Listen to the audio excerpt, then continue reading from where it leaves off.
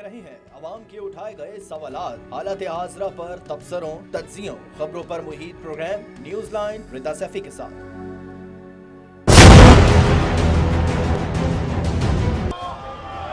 फिर आप भी नहीं बोलेंगे, फिर खाकान भी नहीं बोलेगा, राजा भी नहीं बोलेगा, कोई नहीं बोलेगा। फिर खामोश रहे, अपनी अपनी निशिस्त पे बैठ जाएं। अगर मैं नहीं बोलूंगा तो फिर कोई नहीं बोलेगा। बर्दाश्त से, तमुल से वो जाती वजात दे रहे हैं, उनको देने दें जाती वजात। अगर ये चाहते हैं कि राजा बोले और अब्बासी साहब बोले तो पॉइंट ऑफ पर्सनल एक्सप्रेशन बात करने दें, 5 मिनट बात करूंगा। और अगर नहीं बोलने देंगे। अस्सलाम वालेकुम, मैं हूँ रिदा सैफी। नाजरीन, आज कौमी असम्बली का फ्लोर एक मरतबा फिर मछली बाज़ार का समा पेश कर रहा था और ये वो सारी चीज़ें आज जो होती रही कौमी असम्बली के फ्लोर पर। मसला एक है, मसला वाहिद है, मसला हुकूमत की तरफ से भी है, मसला अपोजिशन की तरफ से है। ज़ेर बहस एक ही मौजू है, ज़ेर बहस एक ही मामला है, ज़ेर माजरा एक ही बात है और वो है नैब। जी, नैब की तरमीम के ऊपर जो लड़ाई झगड़ा आज भी हुआ है वो हम सबके सामने है। पूरी कौम ने देखा किस तरह से ख्वाजा आसिफ ने और शाह महमूद कुरैशी ने एक दूसरे पर तीर नश्तर बरसाए और एक दूसरे को बात करने का मौका नहीं दिया जा रहा था, जिसके ऊपर मजबूरन स्पीकर को कहना पड़ा आज कि जी अपने अपनी टर्न्स पर जो है वो बात करें। लेकिन एज यूजुअल अपोजिशन और हुकूमत के माबैन जो जंग छिड़ी हुई है उसका कोई एक वाहिद रास्ता या सोल्यूशन नज़र नहीं आता। बहरहाल एक तरफ तो ये होता रहा, लेकिन इसी असना में जी दूसरी तरफ क्या हो गया, हुआ ये कि मावनीन खुसूसी डॉक्टर ज़फ़र मिर्ज़ा और तानिया इदरूस मुस्ताफ़ी हो गए। एक ही दिन में हुकूमत के 2 मावनीन खुसूसी अपने ओहदों से मुस्ताफ़ी हुए हैं। क्या शदीद तनकीद की जद में आए वज़ीर आज़म के दीगर मावनीन खुसूसी भी इस्तीफ़ा देंगे? सवाल ये भी है कि क्या अपोजिशन की हुकूमत पर तनकीद के बाइस अपने ओहदों से इस्तीफ़ा देना दुरुस्त फ़ैसला है। सवाल ये भी है कि क्या सुप्रीम कोर्ट की डर की वजह से इन मुआवनी खुसूसी ने अपने ओहदों से इस्तीफ़ा देने लगे हैं? क्या सुप्रीम कोर्ट जो है वो डिस्क्वालीफाई करने जा रही है उन लोगों को जो डुअल नेशनलिटी रखते हैं और ओहदों पर भी बराजमान है? और माजी में वज़ीर आज़म इमरान खान कहते भी आए हैं कि ऐसे लोगों को हुकूमत में रहने का कोई हक हासिल नहीं है। जो लोग बाहर से हुकूमत करते, जो बाहर की नेशनलिटी लेके यहाँ पाकिस्तान में बैठ के हुकूमत करते हैं, वो कैसे पाकिस्तानियों का भला या उनके लिए कोई अच्छा काम सोच सकते हैं? ये वो सारे सवालात हैं जिनके जवाब आज लेने की कोशिश करेंगे। दूसरी जानिब जी कौमी असम्बली में ही साथ इंसदादी दहशतगर्दी बिल 2020 कसरत राय से मंसूर हो गया और हुकूमत इस पर भी क्रेडिट लेती रही कि जी अपोजिशन तो चाहती थी कि मुल्क की सालमियत के हवाले से कोई बिल जो है वो मंजूर ना हो, लेकिन फिर भी हमने करा लिया। दूसरी तरफ जी बात कर लेते हैं सिंध की। नालों की सफाई रेन एमरजेंसी के लिए 46 करोड़ 30 लाख रुपए जारी किए। आज वजीर आला सिंध खुद कह रहे थे, ये फरमा रहे थे। फिर साथ ही साथ जी एक बड़ी प्रेस कॉन्फ्रेंस होती है आज जिसमें सारे जो सूबाई वजीर हैं वो बैठते हैं और वो बात करते हैं कि जी रेन एमरजेंसी में जो सूरत हाल हुई उस पर कराची की बारिश से अब तक सूरत हाल पर एहलिया शहर से माजरत कर ली। नासिर हुसैन शाह साहब कहते थे कि कराची की बारिशों से होने वाली मुश्किलात पर माजरत खाएँ, जो कि वज़ीर बल्दियात हैं उनका बनता भी था, माजरत कर भी डाली उन्होंने। और एक लेकिन बात उन्होंने कही जो कि सवाल है कि आखिरकार ये कैसे हुआ है, ये किसने किया है? एक सवाल वो छोड़ गए जिन्होंने कहा कराची में नाले साफ़ किए लेकिन शरारती लोगों ने पत्थर डाल दिया। आखिर वो शरारती लोग कौन है जिनके ऊपर हमेशा से माजी में भी इल्ज़ाम लगा है और इस वक्त भी इल्ज़ाम लग रहा है कि ये वो लोग हैं जो कि नालों की सफाई में रुकावट बनते हैं? लेकिन सवाल ये है कि नालों की सफाई के लिए जो 2 जुलाई को मजीद 22 करोड़ 90 लाख रुपए जारी किए, वो लागत कहाँ हुई? कमिश्नर कराची ने 3 करोड़ रुपए से कराची में कचरे मलबे की सफाई कहाँ करवाई? ये वो सारे सवालात हैं जिनके भी आज जवाब ढूंढने की कोशिश करेंगे। तीसरा जी एक और बड़ा मामला वो ये हुआ कि जी सिंध हाई कोर्ट ने इस पर एक्शन ले लिया जो कराची की बारिश हुई और उसमें जस्टिस कादिम हुसैन शेख ने रिमार्क्स दिए कि कचरे की वजह से बरसात में कराची डूब गया। उन्होंने कहा कि कराची शहर का डूबना बड़ा अलमिया है, किसी को एहसास ही नहीं है। उन्होंने साथ ही जी जो आपके लोकल बॉडीज़ के जो नुमाइंदे हैं उनको बुला लिया ख़ास तौर पर और उनसे बात पुरस भी की कि आखिरकार ये क्या मामला है, गैर कानूनी तामीरात और कचरा ना उठाने की वजह से कराची डूबा है क्या? या फिर ये भी पूछ लिया, अब इस्तफसार कर लिया अदालत ने कि अब अलाइशों को ठिकाने लगाने का क्या बंदोबस्त किया है, यानी कि अब फ्यूचर के हवाले से भी कोर्ट्स इंटरवीन कर रही हैं। जो हुकूमतें हैं वो जो मैंडेट लेकर आई हैं वो तो कहीं सो रही हैं हैं, जाग नहीं रही, उनको जगाने के लिए अगेन अदालतें इंटरवीन करी। इन सारे मामलों पे बात करेंगे। मौजूद मेहमानों की तरफ जाती हूँ। सबसे पहले स्टूडियो में मौजूद हैं लालचंद साहब हैं, आप MP हैं, फॉर्मर MNA रहे हैं पाकिस्तान पीपल्स पार्टी से, आपको खुशामदीद कहती हूँ। Thank you so very much for joining us. साथ बैठे इरसलान ताज हैं, आप MP पाकिस्तान तहरीक इंसाफ से, आपको खुशामदीद कहती हूँ। Thank you so very much Irsalan for joining us. साथ ही जी telephone line all the way from Islamabad मौजूद है सिद्दीकुल फारूक साहब, मुस्लिम लीग नून के सीनियर रहनुमा, आपको भी खुशामदीद कहती हूँ। Thank you so very much Siddiqul Farooq sahab for joining अस। मैं सबसे पहले आपकी तरफ आऊंगी लालचंद साहब, ये आखिरकार माजरा क्या है ऑपोजिशन और हुकूमत में क्यों डेडलॉक बन गया है नैब के मामले पर? नैब की तरमीम तो आप भी चाहते थे, नैब की तरमीम तो हुकूमत भी चाहती है, नैब की तरमीम तो नून लीग भी चाहती है, फिर आखिरकार ये वजह क्या सामने आई जिसकी वजह से आज असेंबली का फ्लोर भी जो है वो अखाड़ा बनता हुआ नज़र आया? और दूसरा, जहां मुस्ताफ़ी हुए हैं मुआविन खुसूसी, तो ये तो आपको बीइंग एन ऑपोजिशन इस बात को एक्सेप्ट करना चाहिए था, इस बात को सराहना चाहिए था। माजी में इस तरह से नहीं होता आया कि कोई टेक्निकलिटीज़ की बुनियाद पर अपना जो है वो इस्तीफ़ा देता हो। आज नफीसा शाह साहिबा कहती हुई लेकिन नज़र आएंगे नहीं जी, वो तो और दीगर वालों को जिनकी डुअल नेशनैलिटी उनको भी मुस्ताफ़ी हो जाना चाहिए। तो फिर एक लंबी कतार तो आपने भी अपनी जो है वो नॉन इलेक्टेड लोगों को बिठा के रखी हुई है। मेहरबानी इरदा सफ़ी, एक्चुअली क्या है कि ये गवर्नमेंट का जिस तरीके से आपने देखा है कि इनकी सदारती जो शामुन कुरैशी के मातहत जो कमेटी बनी थी उसमें जिस तरीके से इनका एटीट्यूड था वो गवर्नमेंट वाले खुद संजीदा नहीं थे। इस वजह से इनको मजबूरन में हमारे लोग जो वॉकआउट करके निकल गए। ये किसी काम में आपने देखा है कि शुरू से लेके जब पहले दिन से आए हैं अभी तक किसी काम में संजीदगी से कोई काम करने के लिए तैयार नहीं है। जब किसी चक्कर में फंस जाते हैं, अड़ जाते हैं, तो फिर उसके बाद ये डायलॉग के लिए आते हैं। वरना इनको क्या कि जो ट्रेनिंग मिली है इसकी क़यादत से लेके नीचे तक जिस तरीके से ये आपने देखा है कि काम कर रहे हैं, 2 साल अभी वाले या 2 साल से पहले भी जिस तरीके से ये काम कर रहे हैं, उससे अंदाज़ा है कि इसको मुल्क से कोई भी वफाई, कोई भी सच्चाई, कोई भी सिंसियरिटी की बात नज़र नहीं आ रही है। आपने देखा है कि अभी जो इनके वाकई जो 2 मुस्तफ़ा इनको हुए हैं अपने इनके मुआविन खुसूसी, ये तो सुप्रीम इनको पता था, तो सुप्रीम कोर्ट ने पहले ही इशारा दे दिया था कि नॉन इलेक्टेड मेंबर की इतनी, क्योंकि जो इलेक्टेड मेंबर इनके पास मौजूद हैं उनको पीछे हटा के इम्पोर्टेड मेंबर लेके बाहर से, और खुद मुझे याद है कि कंटेनर बैठ के इसके अपना न्यायी साहब ने ये बात बोली भी थी, तो मैं कभी भी किसी वक्त ये इम्पोर्टेड लोग नहीं लेके आऊँगा, ये मुल्क को तबाह करेंगे, ये मुल्क को बर्बाद करेंगे। आप क्लिप चलाओ तो आपको खुद हंसी आएंगी। तो अभी ये है कि देखो वो खुद 1 नहीं 2 नहीं 3 नहीं आधी कैबिनेट के लगभग इनके नॉन इलेक्टेड मेंबर, और इसमें अपना आपस में भी झगड़ा हो गया है। अभी तो इनको पता है सुप्रीम कोर्ट का आर्डर होगा ड्यूअल नेशनलिटी पे, तो इन्होंने एक ट्रस्ट ड्रो दे के 2 को निकाला है, और बेचारे उनको 2 को निकाला है, निकलने तो सब पड़ेंगे। डर की वजह से अपोजिशन का खौफ था इनको, तो नहीं छोड़ेंगी, क्योंकि आपने देखा है ना, तो हम वरना इनको इतना ज़्यादा बोलते भी नहीं। एक भी कमिटमेंट, एक भी बात जो 2 साल पहले भी करके आए हैं, जो अभी भी कर रहे हैं जिस तरीके से, तो मैं कह रहा हूँ कि इससे अंदाज़ा होता है कि इनको न अवाम का दुख दर्द है, न मुल्क का दुख दर्द है, न कोई चीज़ आगे नज़र आ रही है। तो सच बताऊँ हमें बहुत दुख हो रहा है। मुल्क को कहाँ लेके जाना चाहते हो? अब 2 साल में आपने मुल्क को कबाड़ा बना लिया है, अवाम को कुछ रिलीफ नहीं दिया है, और एनआरओ बोला था हम नहीं देंगे। ए भाई हमें एनआरओ नहीं चाहिए, आप खुद एनआरओ दे के अब कलभूषण को उसको भेज रहे हो। एनआरओ दे के आपने नैब में आपकी क्या जो है बेसिकली रिजर्वेशंस हैं? देखो हमारी रिजर्वेशन कोई जाती, क्या आपने तरमीम रखी थी जो कि ये अमेंड करने नहीं जा रहे और ये मना कर रहे हैं? देखो हमने बोला कि नैब कानून आज हमारे लिए है, कल आपके लिए है, तो उसमें कोई तरमीम ऐसी होनी चाहिए जो मुल्क के भलाई और बेहतरी के लिए हो। जिस तरीके से ये जिस तरीके से अब पुराने असासे-ए-ज़ात और बच्चों के नाम पे लेके थे, क्या ज़रूरत है यार?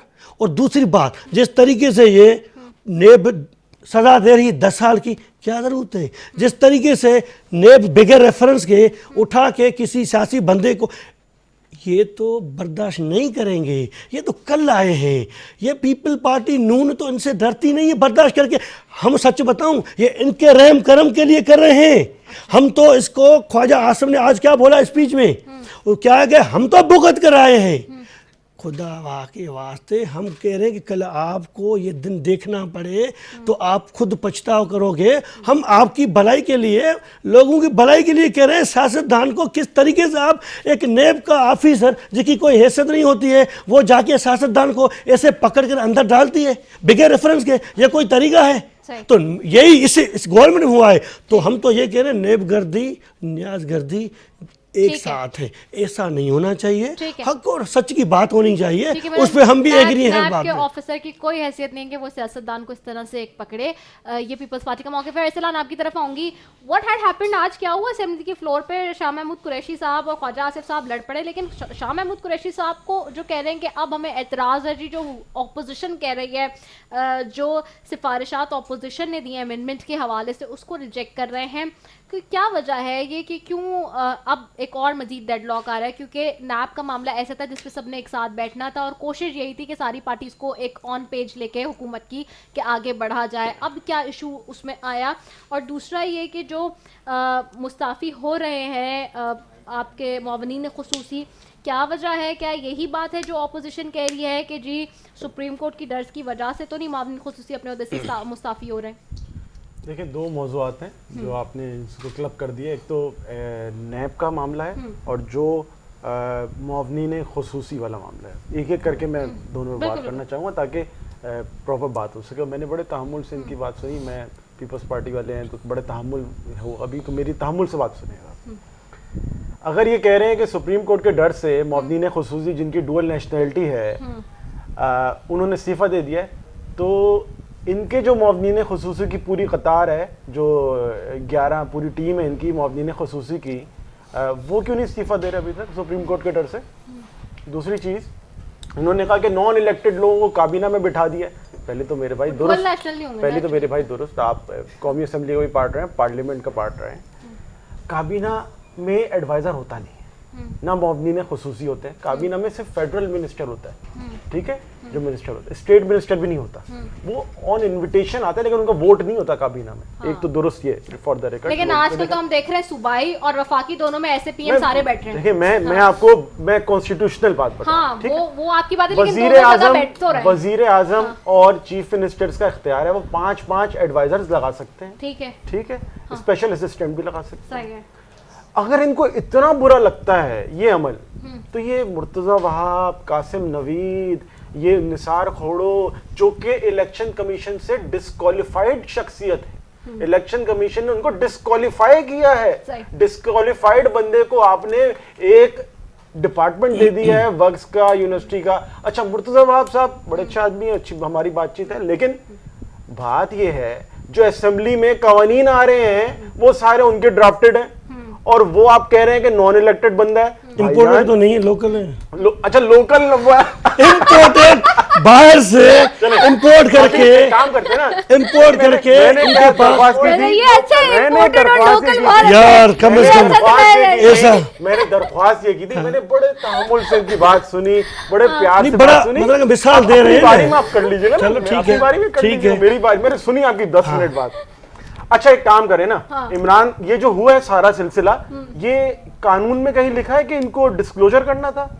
सुप्रीम कोर्ट के ऑर्डर नहीं, वजीर आजम ने ऑर्डर दिया।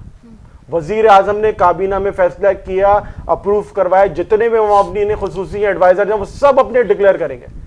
चीफ मिनिस्टर भी कर देना, जरा चीफ मिनिस्टर भी बोल दे, मुर्तजा वहाब, कासिम नवीद, जितने भी पूरी लंबी लाइन है, ये सब डिक्लेयर। पर हमें क्या पता इनमें भी डुअल नेशनल निकले? हमें तफसीलात तो दी जाए, तफसीलात दी जाए ना। मैं असेंबली में बात उठाऊंगा कि जी ये जितने मुआवनीन खुसूसी टैक्स पेयर के पैसे से है ना, उन्होंने तो चले जी शर्म आया दिखाई, रिजाइन कर दिया। वजीर आजम ने नोटिस दिया और खुद इनिशिएटिव, किसी का प्रेशर नहीं था, इनका प्रेशर था। इन्होंने कुछ दरख्वास्त की थी? बिल्कुल भी नहीं। वजीर आजम ने वही बात याद थी, वजीर आजम ने अपनी बात को वो दोबारा रखा सामने और उन्होंने बोला कि जितने भी लोग हैं वो सामने अपने डिक्लेयर करेंगे।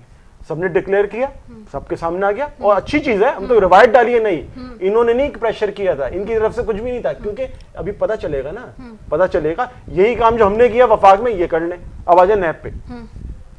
2011 पीपल्स पार्टी हुकूमत, जरदारी साहब, नेल्सन मंडेला जो है सदर पाकिस्तान, उन्होंने एक शख्सियत को नैब का चेयरमैन लगाया, former chief of naval staff, फौजी जिनसे इनको बड़ी मसाइल हैं, उनको लगाया कौन, चेयरमैन नैब। उसको चैलेंज कर दिया उस वक्त के ऑपोजिशन लीडर चौधरी निसार अली खान ने सुप्रीम कोर्ट में। 2 साल बाद सुप्रीम कोर्ट ने उनको फारिग कर दिया टेक्निकल ग्राउंड पे। ये किस मुंह से बातें कर रहे हैं, किस मुंह से बातें कर रहे हैं आप? मतलब आपका तो रिकॉर्ड है कि आपने एक ऐसे बंदे को अपनी खुशामद के लिए लगाया, फिर उसको सुप्रीम कोर्ट ने फारिग कर दिया, वो उन्होंने इस्तीफा भी नहीं दिया, टर्मिनेट किया, टर्मिनेट। आसिफ जरदारी उस वक्त कौन थे, सदर थे। अच्छा, कनेक्शन क्या है, उनको क्यों लगाया था? उनको लगाया था कराची केस में। कराची केस क्या है, फ्रांस की सबमरीन उठाई थी, उस पर 10% लिया था एक शख्स ने, जिसका नाम मशहूर हो गया 10%। ये 10% वहां से आया था 1996। अच्छा, उस वक्त का केस पिछले महीने फ्रांस की अदालत ने सजा दी, कितने साल बाद, 24 साल बाद। गड़े मुर्दे उखाड़ी है यूरोप में फ्रांस, गड़े मुर्दे उखाड़ी। एक बंदा 90 साल का, एक 85 साल का। ये कैसी यार जमहूरियत है फ्रांस में, बड़ा अजीबोगरीब मुल्क है, इतने पुराने केसेस उठा के ला रहे हैं। और उनको जिसने 96 में इनको सर्व किया था, उसको इन्होंने लगाया नैब का चेयरमैन, जिसको हमने नहीं डिक्लेयर किया कि वो करप्ट है। फ्रांस ने डिक्लेयर किया है, बड़ा आला उनका मयार है ना, जमहूरी। हमने तो नहीं किया। ये है इनका मयार कि नैब के चेयरमैन ऐसे खुशामद होने चाहिए जो 10% किक बैक लेके आए। हमने नहीं बोला, ये कहते हैं इमरान खान जाके पूरी दुनिया में हमें मशहूर करता है करप्शन के हम आलाकार हैं। भाई आप खुद, आपके अमाल ऐसे हैं, फ्रांस कह रहा है, हम नहीं कह रहे। अच्छा, ये बात सारी सही है, लेकिन ये मैं रिकॉर्ड के लिए, लोग भूल गए ना, रिकॉर्ड के लिए। ये अच्छा है कि रिकॉर्ड की दुरुस्ती के लिए आपने ये बात सारी यहाँ बताई, लेकिन अभी जो इस वक्त करंट सिचुएशन है उस पर अगर ऑपोजिशन साथ में नहीं मिलती तो क्या होगा, ये मैं भी सवाल करती हूँ। मैं अभी आपसे जवाब लेती हूँ। मजीद भी सिद्दीकुल फारूक साहब को भी शामिल है, गुफ्तगू कर लूँ, यकीनन वो सारी बात सुन रहे होंगे। सिद्दीकुल फारूक साहब, ये बताइएगा कि क्या माजरा क्या हुआ ये आज कौमी असेंबली के फ्लोर पे, क्यों गुत्थम होने जा रहे थे ख्वाजा आसिफ साहब, शाह महमूद कुरैशी साहब? ख्वाजा आसिफ साहब ने ऐसा क्या कह दिया कि शाह महमूद कुरैशी साहब को बहुत बुरा लग गया? पहले तो ये कि बड़ी देर की मेहरबान आते आते बहुत बातें सुनी मैंने। बिस्मिल्लाहिर्रहमानिर्रहीम। देखिए, मामला नैब के कवानीन का बड़ा मुख्तसर है। ना मेरी और मेरी पार्टी की बात सुने, ना हुकूमत की पार्टी की बात सुने। सुप्रीम कोर्ट ने जो फैसले दिए हैं नैब के हवाले से और जो ऑब्जर्वेशंस दी हैं चारों हाई कोर्ट्स ने और सुप्रीम कोर्ट ने, उनको सामने रख के उनमें तरमीम कर दें। वैसे अभी जो फैसला सुप्रीम कोर्ट के जजेस ने दिया है और उसमें नैब बतौर मजबूरी और साहब का जो डिटेल फैसला है, जजमेंट आई है, चेयरमैन नैब की कारकर्दगी सामने आती है।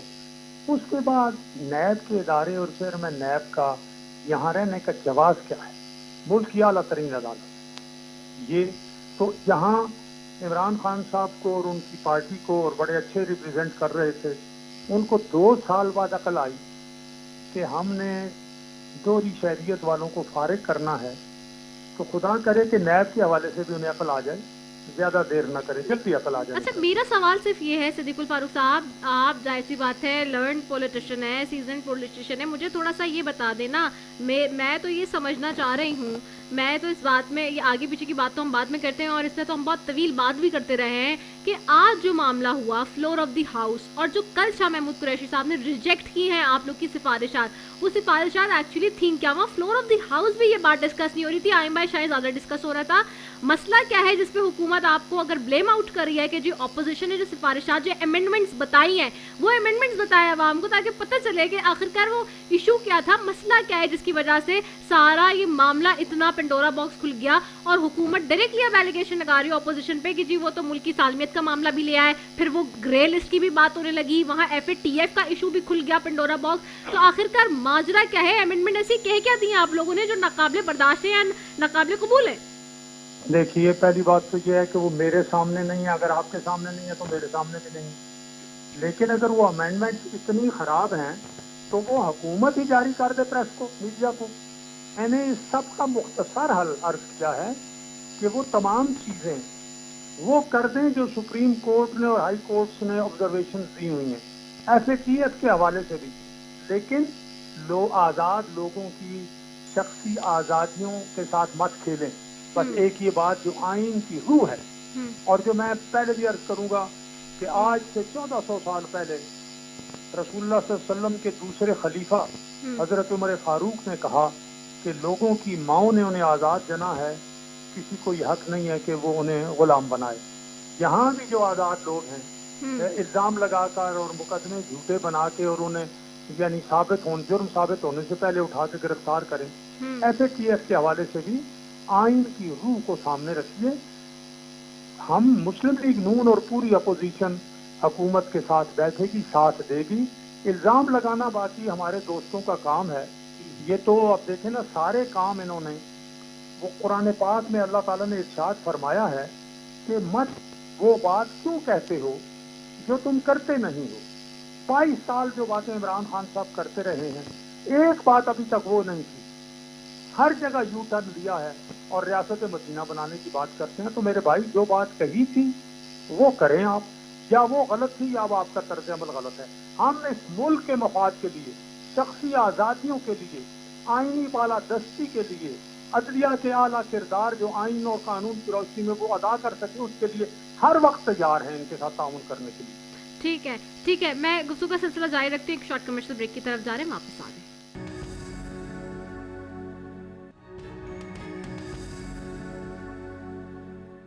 वेलकम बैक नाज़रीन। बात हो रही है ऑपोजिशन और हुकूमत के दरमियान माबैन जो एक और नया डेडलॉक और तनाज़ा खड़ा हो गया है ख़ासतौर पे कानून साजी के हवाले से नैब की कवानीन में जो तरमीम की शर्त रखी है उस पर वज़ीर ख़ारजा ने क्लियरली कहा है कि ऑपोजिशन ने FATF पर कानून साजी के लिए नैब कवानीन में जो तरमीम की शर्त रखी है उसको हम किसी तरीके से जो है वो मान नहीं सकते। बहरहाल मैं लालचंद साहब आपकी तरफ जाऊँगी, आप बताइएगा ख़ासतौर पर ये जो अब मामला बेसिकली आ रहा है सामने, अगर ये इसी तरह से डेडलॉक रहता है, और मैं अगेन मेरा तो नून लीग से भी सवाल ये था, सिद्दीकुल फारूक साहब उस पर जवाब दे गए जैसे भी, लेकिन मैं आपसे यही पूछना चाह रही हूँ कि ये कवानीन के हवाले से जो बातें चल रही हैं, ऐसी क्या बात है FATF को बार बार क्यों डिस्कस कर रहे हैं शाह महमूद कुरैशी साहब? देखो, एक बात सिद्दीकुल फारूक ने बहुत अच्छी की, शायद इसको समझ में आ जाए। क्या है कि हम तो ये नहीं कह रहे हैं कि नेब के कवानीन में हमारे कहने पे सब कुछ करो। वाकई सुप्रीम कोर्ट ने वाज़ेह कर दिया है, डायरेक्शन दे दी है। आप क्यों आवाम को बेवकूफ़ बना रहे हो, वो मीडिया पे जाके, टॉक शो पे जाके बेवकूफ़ बना रहे हो। अपोजिशन हर बात में मानने के लिए तैयार नहीं है। अपोजिशन ये मुतालबे मंजूर करना चाहती है, अपोजिशन ये करना चाहती है। ये क्यों बता रहे हैं? हम वो कह रहे हैं कि जो सुप्रीम कोर्ट कर रहे हैं, जस्टिस बाकर ने तो क्लियर कट बोल दिया, आप उस पर करो। और ग्रे लिस्ट में ये इनको, मुझे ये बताओ, PTI गवर्नमेंट को क्या इस मुल्क से कोई हमदर्दी है? कोई मुल्क की आवाम से कोई मोहब्बत और प्यार है? आपने 2 साल में मुल्क को कहाँ तक पहुँचा दिया है? मुझे सिर्फ एक बात बोले, सवाए क्रिटिसाइज, शोर शराबा, गालिम गलौच, मुझे एक बात मेरा भाई सर बताए, हमने मुल्क के भलाई के लिए एक अच्छा काम किया है, हमने मुल्क के अवाम के लिए एक अच्छा काम किया है। क्या दावाएं? आटा चोर ये निकले हैं, चूनी चोर ये निकले हैं, गैस के बिल फाड़ के कंटेनर में रखे हैं, कहाँ तक पहुँच गए हैं? बिजली के बिल कहाँ तक रेट पहुँच गए हैं? पेट्रोल की कीमत कहाँ हो गई है? गोल्ड कहाँ तक पहुँच गया है? डॉलर कहाँ तक पहुँच गया है? अब इनको ग्रे लिस्ट मुल्क जा रहा है, ये तो मुल्क को कंगाल करके तो छोड़ा है। बाकी छोड़ा बच्चा क्या है जो ये और 3 साल में बेड़ा गर्क करना चाहते हैं। हम कहते हैं खुदा के वास्ते अन्नाडियों को आपने गवर्नमेंट दे दी है, उसने 2 साल में मुल्क का सत्यानाश किया है। अवाम अब ये हल्के में जाने के लिए तैयार नहीं है, ये अवाम के सामने शर्मिंदा है। मुझे ये बताओ कि कराची के अवाम ने इसको जो वोट दिया है या कोई इलेक्टेड किसी ने सिलेक्ट करके भेजा है, अब ये अपने हल्के में जाने के लिए तैयार नहीं है। मैं सच बताऊं, ये कह रहा हूं कि सियासत से सियासत ना करो। हर बात पे सियासत नहीं होती है, सियासत हर बात पे नहीं होती है। कम से कम अच्छे काम करो, फिर आप शोर शराबा करो। मुझे बताओ, अपोजिशन में भी ये शोर शराबा चल रहा था, कंटेनर पे भी ये शोर शराबा चल रहा था, अभी भी यही शोर शराबा चल रहा है। क्यों, किस बात पे? हम हर बात पे इसका साथ देने के लिए आज भी तैयार हैं, कल भी तैयार हैं, लेकिन ये अपना किबला दुरुस्त तो करें। मदीना रियासत के नाम पे अवाम की कमर तोड़ो तो नहीं, आम को कुछ रिलीफ तो दो। हम हाथ बांध कर बोलते हैं आपने बहुत कर दिया, बहुत हो गई, प्लीज अब मजीद 3 साल हैं। हम ये नहीं कह रहे हैं गैर जमहूरी तरीके से आपकी गवर्नमेंट खत्म हो जाए, हम इसके लिए भी राजी नहीं हैं, लेकिन हम कहते हैं कि मेहरबानी करो, आप इलेक्टेड या सिलेक्टेड जो भी आए हो, अब आवाम को थोड़ा रिलीफ दो। कम से कम हमारा भी दिल खुश हो जाए और आवाम का भी दिल खुश हो जाए। अब खुदा की कसम, आवाम इनको गालिम गलो जिस तरीके से ये गालिम गलो दे रहे हैं, अभी इसको इनको वही अब आवाम जूते लगाएंगे, गालिम गलो से के निकाल देंगे बाहर। हशर का ये हुआ जो इंडिया में मैंने एक क्लिप देखी थी, जो इलेक्शन के कैंपेन पे जा रहे थे, उसको भगा के टमाटे ये वो। अब ये ईमानदारी जाने के लिए तैयारी भी नहीं होगी। मैं कह रहा हूँ सियासत होती है, सियासत को सियासत करके चलाओ। कभी भी 47 से लेके अभी तक 2 साल पहले से या कंटेनर की सियासत से पहले सियासत ऐसी गंदी नहीं, इन्होंने सियासत को गंदा कर दिया है। पता नहीं इनका आगे प्लान क्या है।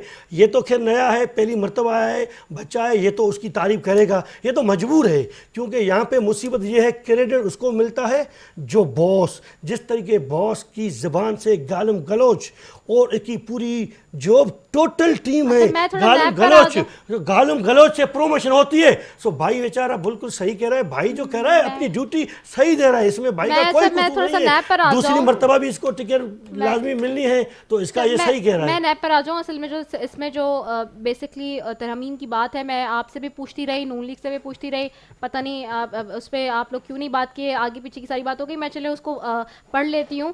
एक चीज़ जो सबसे इंपॉर्टेंट इस चीज़ में कही है, इस मुजवज़ा तरमीम में जो हुकूमत की तरफ से पेश किया गया नैब कवानीन में तरमीम के लिए बिल, एक तो तरमीमी बिल जो 2020 के हवाले से पेश किया गया, ये है बेसिकली वही जो नैब तरमीमी ऑर्डिनेंस 2019 के ज़रिए की गई थी, जिसमें मेजर जो एक तरमीम जिसके लिए मुझे लग रहा है कि शायद अपोजिशन ज़्यादा इस पर कर रही हो अखड़ पछाड़, लेकिन ये जिसमें एक चीज़ इसमें बताई गई है कि जी 6, 7 और 8 में जो तरमीम बताई गई हैं दफात में, उसमें बताया गया कि नैब कवानीन के मुताबिक जो है चेयरमैन, डिप्टी चेयरमैन, नैब प्रोसिक्यूटर और प्रोसिक्यूटर जनरल नैब के अहदों पर अगली मुद्दत के लिए तौसी पर पाबंदी को ख़त्म करने की तजवीज़ दी गई है। और नैब कवानीन के मुताबिक चेयरमैन नैब, डिप्टी चेयरमैन नैब, प्रोसिक्यूटर जनरल नैब के अहदों की मुकर्ररा मियाद बिलतरतीब 4 साल और 3 साल मुतय्यन है, जिसमें तौसी मुमकिन नहीं है बेसिकली। तो एक ये है। इसके अलावा जी दूसरा ये है कि जी मुतल्लिका शिकों से ही मुतालिक ख़ासतौर पर जो तरमीमी बिल के ज़रिए कानून से मुतालिक उसमें नाकाबिल तौसी के अल्फाज हज़फ करके इसको मुद्दत मुलाजमत को तौसी देने की इख्तियार की सिफारिश की गई है। तो ये इस तरह की सिफारिशात हैं जो कि हुकूमत ने पेश किया। अब इस पर क्या मुझे समझ नहीं आ रहा है कि इस पर क्या बेसिकली अपोजिशन को एतराज़ात है। मैं ये बार बार पूछ रही थी, लेकिन हम कुछ और मौजूद पे हट के चले गए। मैं बहरहाल अरसलान की तरफ आऊँगी। अरसलान, ये सिफारिशात बेसिकली जो हम देख रहे हैं की गई हैं, देखिए अलमिया ये है कि बग़ैर कुछ पढ़े समझे बग़ैर जो है वो कमेंट्री जो है दी जाती है। मेरे भाई तो मुझे लग रहा था किसी जलसे में खड़े हैं जो तकरीर करते रहे। आपने याद भी नहीं कराया कि जलसा ख़त्म हो गया, लोग घर चले गए। देखिए बात ये है कि नैब में तरमीम होनी चाहिए, और ख़ान साहब, वज़ीर आज़म साहब जो हैं वो बहुत दफ़ा असम्बली के फ्लोर पे भी कह चुके हैं, उससे भी कह चुके हैं कि ये कानून जो है परफेक्ट नहीं है। अगर ये दोनों जमातें संजीदा होती, चले हम तो अभी आए हैं ना, 2 साल हो गए, इससे पहले दोनों दफ़ा ये दोनों खेल रहे थे, बारियां खेल रहे थे, तब तरमीम कर लेते अच्छी खासी, हमसे ज़्यादा एक्सपीरियंस रखते हैं, वो कर लेते। बिलावल अभी बच्चे हैं, वो भी आए हैं पहली दफ़ा, तो उनको शायद समझ नहीं आ रहा क्या है क्या नहीं है, उनकी ट्रेनिंग भी पूरी नहीं हुई अभी तक, शायद इंटर्न नहीं है वो, तो इनको समझ ही नहीं आ रही कि उसमें इन्होंने सिर्फ बात बनानी है, बात बनानी है। जहाँ तक नैब कवानीन, मैंने पहले स्टार्टिंग में कह दिया ना कि ये चाहते हैं फसी बुखारी टाइप बंदा जो इनको आके सेव करे, उस तरह का बंदा। ये कभी नहीं चाहते कि शफाफ कोई निज़ाम चले। हम तो इनके अल्फाजों के हिसाब से इंतकाम कर ले रहे हैं। अच्छा, जब ये दोनों खेल रहे थे तब भी एक दूसरे के ऊपर ये कह रहे थे इंतकाम चल रहा है। अच्छा, जब हम नहीं थे, ये दोनों चल रहे थे। एक एग्जाम्पल बता दें, एहतसाब सही हुआ। ये इदारा मौजूद था ना, ये 10-12 साल 15 साल से इदारा मौजूद था। इस इदारे ने कोई काम तो किया होगा। फसी बुखारी बड़े कोई जबरदस्त आदमी थे, नैब के चेयरमैन, उन्होंने कोई एक करप्शन का केस कंप्लीट किया होगा? एक बिल्कुल। हम तो हमारा खराब है ना। इन्होंने अपना एक किया होगा सर। इससे पहले कमर जमान साहब थे, कमर जमान साहब ने एक कोई केस सही किया होगा? अभी जो है वो तो जस्टिस रिटायर्ड साहब है ना, जावेद इकबाल साहब। ये तो वो हैं जिनके पीछे पीछे ये दोनों चल रहे थे उस वक्त जब लॉयर्स मूवमेंट चल रही थी। अब इनके केसेस खुल रहे हैं तो ये बुरे हो गए। उस वक्त इनके पीछे पीछे झंडे लेके उनके नाम पे सियासत कर रहे थे। सियासत तो डेड हो गई थी इनकी।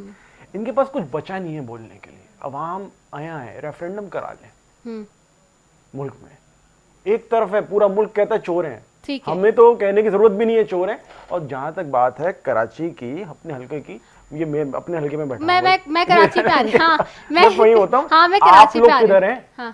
सारा पूरे अपने हल्के छोड़ के कराची में आके बैठ गए। कराची पे आ रही हूँ मैं। जरा बस फाइनल वाइंड अप करूं सिद्दीकुल फारूक साहब से, इस पे वन लाइनर लूं, फिर कराची पे आ रही हूँ। सिद्दीकुल फारूक साहब, मैंने पढ़ के बताए जो इस वक्त मुजवज़ा में तरमीम के हवाले से नैब की जो 2-3 पॉइंट्स मैंने अभी खुद ही पढ़े, आपने देखा है जो।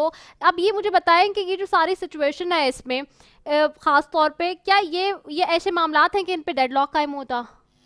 देखिए, तौसी की बात आपने पढ़ ली ना। जी, जो पाबंदी है वो खत्म करना चाहते हैं जी। यही अपोजिशन ने बात उठाई कि ये मौजूदा चेयरमैन को तौसी देना चाहते हैं। और कल के अखबारात में और टीवी पर देखें, हुकूमत ने तरदीद कर दी कि नहीं, हम तो नहीं तौसी देना चाहते जी। वो शफकत महमूद साहब ने तरदीद की थी। दोस्त से ये कहूँगा कि हमने जावेद इकबाल के पीछे पीछे हम कोई नहीं चले। हमने उस वक्त अदलिया की बहाली के लिए इफ्तिखार चौधरी साहब के लिए तहरीक चलाई थी उसूली तौर पर। और इफ्तिखार चौधरी साहब को तो बेनज़ीर भुट्टो साहिबा ने भी कहा था कि मेरा चेयरमैन जो है, मेरा चीफ जस्टिस वो ये है, इफ्तिखार चौधरी। और उन्हीं के लिए इमरान खान ने भी कहा था। तो हमने कोई गलत बात नहीं की थी। मैं मुख्तसर मैंने 1-2 जुमलों में बात समेट दी कि भाई आप अपोजिशन के साथ बैठो और सुप्रीम कोर्ट का फैसला और ऑब्जर्वेशन सामने रख के तरामीम कर लो। ठीक है। अच्छा, साथ ही रहेगा, मैं आपसे फिर इस पे एक अभी वन लास्ट पे जवाब ले रही हूँ। मैं थोड़ी सी बारिश के हवाले से आ रही हूँ। लालचंद साहब, ये बताएं, सिंध हाई कोर्ट आज जो है ना, क्या कहते हैं, इस पे बोल पड़ा है, शहर का डूबना बड़ा अलमिया है, एहसास नहीं किसी को, गंदे पानी में कोई जा सकेगा। बालाइशों के हवाले से भी बात हो रही है। कराची सिंध का हिस्सा है, जाहिर सी बात है। कराची को अगर अलग करके बात की जाती है, सिंध हुकूमत को बड़ा दर्द और दुख होता है इस बात पे कि कराची को अलग ना बनाया करें, नहीं बना रहे, अलग नहीं कर रहा है उसको अलग करने की बात। लेकिन सवाल ये है कि सिंध का हिस्सा है तो सिंध हुकूमत की भी जिम्मेदारी है। अगर सिंध हुकूमत ये बार बार हाँ कह रही है कि जी 21, आज मैं देख रही थी आपकी एक पीपल्स पार्टी के एमपीए ने अपने पोस्ट भी किया हुआ था सोशल मीडिया पे कि जी 21 एमपी हैं पीटीआई के, 6 एमपी हैं जी पता नहीं कितने एमक्यूएम के, 3 सिर्फ पीपल्स पार्टी के। तो भाई हुकूमत तो हुकूमत सिंध की है ना, सिंध के अंदर। कराची सिंध का हिस्सा है या नहीं है, ये बताएं। देखो, कराची सिंध का कैपिटल है, कराची को हम ओन कर रहे हैं। ये सिंध सूबे का, सोशल मीडिया पे तो आपके एमपीएस एमएनएस कुछ और ही कह रहे हैं। नहीं, ये वो पता क्या बोल रहे हैं, वो ये कह रहे हैं कि हमारी गवर्नमेंट तो काम कर रही है, हमारे मिनिस्टर तो बाहर रोड पे निकले हुए हैं, काम हो रहा है, लेकिन बारिश का पानी। कोर्ट को क्यों इंटरवीन करना पड़ेगा? देखो एक मिनट, कोर्ट ने अपने जगह पे सही बोला होगा, मैं उस पर नहीं जाना चाह रहा हूँ। मैं आपको ये कह रहा हूँ हालात खराब है तो कोर्ट इंटरवीन कर रहा है ना, कुछ है मसला तो कोर्ट इंटरवीन कर रही है ना। जो गलत प्रोपेगेंडा, गलत पब्लिसिटी की जा रही थी, पिक्चर्स, अगली बारिश वाली पिक्चर्स, पुरानी पिक्चर दिखा रहे थे, उस पे हमारे मिनिस्टर ने बोला कि भाई बात सुनो, 90% तो पानी निकल चुका है, तो आप चूज में। अभी भी मैं कह रहा हूं कि देखो, ये तो आज भी मानने के लिए तैयार नहीं होंगे। आज मेरे पास प्रोग्राम में बिलाल बैठा था, बोला इतना पानी था, तो मैंने बोला थोड़ा देखो उसे कितना तक डूबे हुए हो, तो आप पानी से तैर के आए हो क्या? तो मतलब कहने का, मैंने बोला कि बारिश थी, पानी था, इसमें कोई शक नहीं, लेकिन ये बात आपको माननी पड़ेगी, सिंध गवर्नमेंट ने काम काम किया है, पर जिस तरीके से आपने देखा है कि माजी में किचरा किस तरीके से फेंका गया, वो किचरा कहाँ फेंका गया, मैं उस चक्कर में नहीं जाना चाह रहा हूँ। तो वो तकलीफ कहाँ अभी हमें होगी, सिंध गवर्नमेंट को होगी ना। और आपको पता है कि पुराने दौर में सिर्फ लोकल गवर्नमेंट हमने किसी को नहीं दी, तो उन्होंने क्या किया, ढक्कनों में जाके, नालियों में जाके बोरियां किचरिया बंद करके दिया। सिंध गवर्नमेंट तकलीफ हो, मीन्स इनको दुख दर्द नहीं है, ये हकीकत है। आज अपना मिनिस्टर ने, नासिर शाह ने भी बोला है कि क्या है कि इनका काम क्या है। आप मोहब्बत करते हो कराची से, आपकी मोहब्बत है तो आप कम से कम ऐसे काम तो ना करो। मतलब कहने का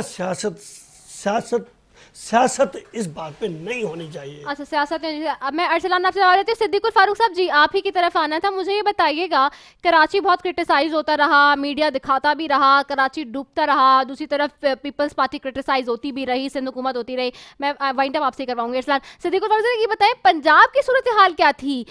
बाद में ये बात आई मेन स्ट्रीम मीडिया पे, क्योंकि सोशल मीडिया पे बहुत चला कि जी लाहौर भी डूब रहा था इसी तरीके से।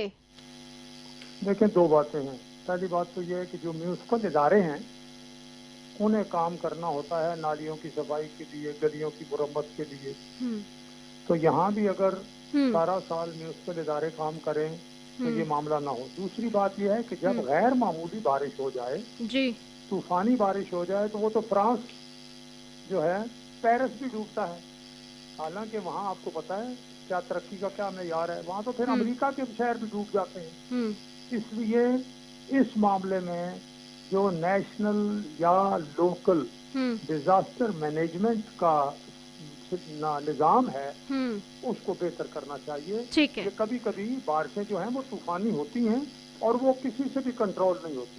ठीक है। हम पहले से अगर गलियां नालियां ये म्यूनिसिपल इदारे साफ करें, नालियों में जो गंद जमा है उसको निकाल के रखें, पूरा साल काम करें, तो उससे नुकसान कम होगा जब को तूफानी बारिश होगी। ठीक है, सही है। अरसलान आपसे मैं चाहूँगी 1 मिनट बस वाइंड अप कर दीजिएगा। मुझे बताइएगा कि आपके गवर्नर भी यहाँ से, सदर पाकिस्तान भी यहाँ से, कराची से, आप सब भी माशाल्लाह कराची से सीट्स लेकर आए हैं, तो लोग सवाल कर रहे हैं कि पीटीआई क्या करेगी, क्योंकि सिंध हुकूमत अगर आप समझते हैं कि नाकाम हो गई है तो फिर what is your role to play over here now? देखिए, पहला तो ये कि सिंध हुकूमत ने लोगों का मजाक उड़ाया। उन्होंने कहा कि पहले कहा कि 90% शहर तो क्लियर है, हुआ ही नहीं कुछ। इस तरह के जो बयानात जारी किए ना, इन्होंने तमस्खुर उड़ाया है कराची वालों का, जिनके घर डूब गए, जिनके सारा जो जायदाद, किसी का कहीं कोई ठिया पड़ा हुआ था, वो गाड़ियां लोगों की चली गई, इन्होंने तमस्खुर उड़ाया। इन्होंने बोला कि मीडिया जाली फुटेज चला रहा है, ये तमस्खुर उड़ाया। ये जो रवैया है ना, कराची जब देखता है ना कराची का शहरी कि चीफ मिनिस्टर, किसी पार्टी का चेयरमैन, उनकी बाकी लोग इस तरह की बातें कर रहे हैं, तो उनके दिल में ना एक सेंटिमेंट पैदा होता है। वो सेंटिमेंट मैं बयान करता हूँ क्या है। वो सेंटिमेंट ये है कि इनसे कोई उम्मीद नहीं है हमें। आप अब वफाक कुछ भी करे, आईनी तरीका कोई करे, हमें इनसे जान छुड़वानी है। आपका एक काम करते हैं ना, प्रेसिडेंट साहब एक ऑर्डिनेंस लेके आते हैं, प्रेसिडेंट है ना, प्रेसिडेंट है, हमारा वोट मिला है ना, एक काम करते हैं ना, आज आप ऐलान करें कि हमारा कराची से ताल्लुक नहीं है, सदर ऑर्डिनेंस लेके आए, तमाम तरह आपका हक ही नहीं है कराची में काम करने का, इंतजामी उमूर वफाक के पास होंगे, ये आज लिख के दें, वफाक का कोई भी नहीं है, दूध कंट्रोल नहीं हो रहा, मवेशी मंडियां लगी हुई है, मवेशी आपके ऑफिस के बाहर मवेशी मंडी लगी हुई है, इनका कमिश्नर जो है वो पौधे लगा रहे नकली पूरे शहर भर में। चलो वफाक को ऐसा होना चाहिए ना, आपको ऐसा हो, थोड़ा वफाक काम करे। आप अग्री करते हैं, 1 रुपया देने के लिए तैयार नहीं है, चीफ मिनिस्टर बोले कि मुझे एतराज नहीं है, बोलो फंड जो दो ना कराची के लिए, आज आप कराची के लिए फंड देने के लिए तैयार नहीं है। ऑर्डिनेंस के थ्रू मैं कह रहा हूं, देखो एक मुराद अली शाह और 40 चोरों से जान छुड़वाए हमारे, हम तो कर रहे हैं, लेकिन आप कम से कम वफाक में, आप वफाक में बैठे हुए हो तो कुछ कराची के लिए बोलो तो सही ना। हम कर रहे हैं, आप कराची के लिए कुछ करने के लिए तैयार नहीं है, आप काम करो, कराची को वफाक के मातहत लें, ये इनका शोर ड्रामा है, ये इनका शोर शराबा है। वो हल बता रहे हैं ना, अगर हल नहीं बता और मैं आपने क्या पूछा NFC तो दिया ना आपने क्या उन्होंने। बोला हाँ। तो आपका हक बनता है कराची के लिए ऑर्डिनेंस लाए, आपने ये बोला अपने शहर को कराची में- वो बचाए। कह रहे हैं टेक्निकलिटीज की बुनियाद पे ऑर्डिनेंस लाएंगे तो कोई काम करेंगे ना। क्या इनका हक नहीं बनता है कराची के लिए बनता है, लेकिन MPAs तो legislation करते हैं। तो आप कराची में अब करो छोटी सी बात, अब काम छोटी सी करो बात, कराची छोटी सी में प्रेसिडेंट बात, हक मैं निकालने के लिए सब हमारा है, प्रेसिडेंट सब जाता है, हमारा है, कराची में हमारा है, अच्छा, सही। कराची में हमारा है। कि सर, सबका है, सबका है, सबका है। ठीक है। रेजा, एक छोटी सी बात, हाँ। एक लाइन, हाँ। वन लाइन, बैठकर इधर भी ये शोर करेंगे हाँ। काम इनसे होगा नहीं कुछ छोटी सी लाइन। हाँ। अब जो बोलो आप बोलो लेकिन देखो कुछ तो मुंह लाल हो गया आपका, कुछ इतने तो गुस्से में काम आ गया, करो। पानी मैं पियो। कह रहा हूँ कि कुछ तो काम करो मैं चले। एक लास्ट चले। आपको याद दिलाता हूँ, हम काम कर रहे हैं चले, मेरे प्रोग्राम का वक्त खत्म हो गया, प्रोग्राम का वक्त खत्म हो गया, मेरे प्रोग्राम का वक्त खत्म हो गया जी। एक लास्ट हाँ। मुराद अली शाह साहब का स्टेटमेंट था जब हाँ। SIDCL अपने प्रोजेक्ट स्टार्ट करने गया, उन्होंने बोला SIDCL को मैं काम करने नहीं दूंगा। सही। आप हम यहाँ के सूबे के जिम्मेदार हैं, हम यहाँ काम करेंगे। जब वफाक काम करने जाता है, ये आगे से कहते हैं, प्रेस कॉन्फ्रेंस की थी मुराद अली शाह ने और 40 चोरों के साथ प्रेस कॉन्फ्रेंस की कि जी हम इनको चलो, आपको चलो, फंड ठीक है, चाहिए, प्रोग्राम खत्म हो गया। Fund thank you so much चाहिए। नाज़िम साहब, अरसलान ताज साहब, सिद्दीकुल फारूक साहब, इसी के साथ जी अपनी मेजबान रास्ते में गुजर इजाजत। पाकिस्तान जिंदाबाद।